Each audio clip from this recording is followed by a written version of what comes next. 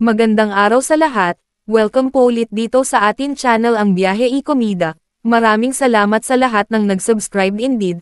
Punta tayo sa atin topic, November 25, 2025. Richard Gomez hindi first choice sa project na nagpasikat sa kanya. Sa larangan ng pelikula, marami ang hindi nakakaalam na si Richard Gomez ang first choice na magbida sa Scorpio Nights, ang erotic thriller film ng Regal Films noong 1985. Tinanggihan ng baguhan noong aktor ang pelikula dahil hindi niya kayang ipakita sa pelikula ang kanyang pototoy. Pinalitan siya ni Daniel Fernando sa Scorpio Nights, na pinagbidahan din ni Ana Marie Gutierrez at Orestes Ojeda at idinirect ni P.K. Galiaga. Kwento ni Richard sa panayam sa kanya ng Fast Talk with Boy Abunda, "I was in Regal at that time, kasama ko si Douglas Quijano, Richard's late manager. In-offer sa akin yung movie na Scorpio Nights, yung kay Daniel Fernando. So sabi ni Mother, Lily Monteverde, Regal Films producer, basahin ninyo ang script. Pek Galiaga yan. I don't know who P.K. Galiaga was kasi bago pa ako noon. So binasa ko, sabi ko, hindi ko kayang maghubad-hubad. Inilalabas yung pototoy, yung mga ganoon talaga. Sabi ko, Dogs, hindi ko kaya ito. Ibinalik ko yung script. Sabi ko, hindi ko kaya. Sabi niya, don't worry. Punta tayo kay Mother. We went to Mother Lily. Sabi niya, ayaw mo. Okay lang. Ibigay mo sa kanya ang script ng Inday Bote. Ibinigay sa akin ang script ng Inday Bote. Second choice si Richard para sa karakter na ginampanan niya sa pelikulang Inday Bote, 1985, dahil tinanggihan ni Gabby Concepcion ang alok na maging kapareha ni Maricel Soriano sa naturang proyekto. Lahad ni Richard, hindi raw tinanggap ni Gabby because si Maricel at saka si William Martinez, they were the biggest love team at the time. And siguro Gabby didn't want to be the third wheel.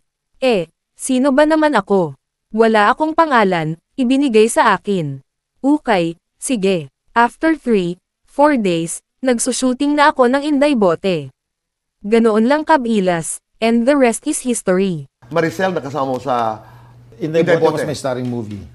first. Yeah. Pero hindi naman para sa'yo yun. Para kay Gabby Concepcion Para kay yun. Gabby yun. Anong nangyari doon? Ba't napunta sa'yo? Alam mo, I was in Regal at the time, kasama ko si Douglas. Douglas Points, Douglas Quijano. the manager. In-offer sa akin yung movie na Scorpio Nights. Sabi ko, hindi ko yata kaya ito. May mga ubat-ubat, may nilalabas yung pototo, yung mga ganun. Sabi ko, Dogs, hindi ko kaya to. Talaga? Hindi ko kaya to, Dogs.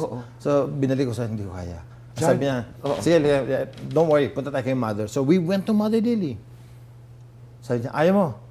Sabi niya, buti na lang. Sabi niya, okay lang. Sabi niya, dito lang, Warlight. Sabi niya, Warlight. Bigay mo dito kay Richard, yung Inday Bote. So, binigay yung script sa akin, Inday Bote. Ko, what happened here? Kasi, hindi tinanggap doon ni Gabby because si Marcel at si William, they were the biggest love team at that time. Tama. And siguro, Gabby didn't want to be the third wheel. Okay. Sino ba naman ako? Hindi pa akong pangalan. Binigay sa akin, okay, sige. So, after mga 3-4 days, shooting na ako ng Inday Bote. Okay. Ganun lang kabilis. Ganda ng kwento, no? Scorpio Nights, nagsisisi ka na hindi mo ginawa. Hindi. Hindi ako nagsisisi.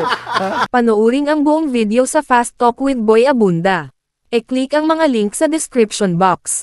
At yan ang ating latest Showbiz Chika update for today. Huwag kalimutan mag-subscribe, i-click ang notification bell for more Showbiz Chika updates at suportahan po ang ating Facebook page. Maraming salamat sa lahat ng nag-subscribe indeed. Magandang buhay sa lahat. Adios.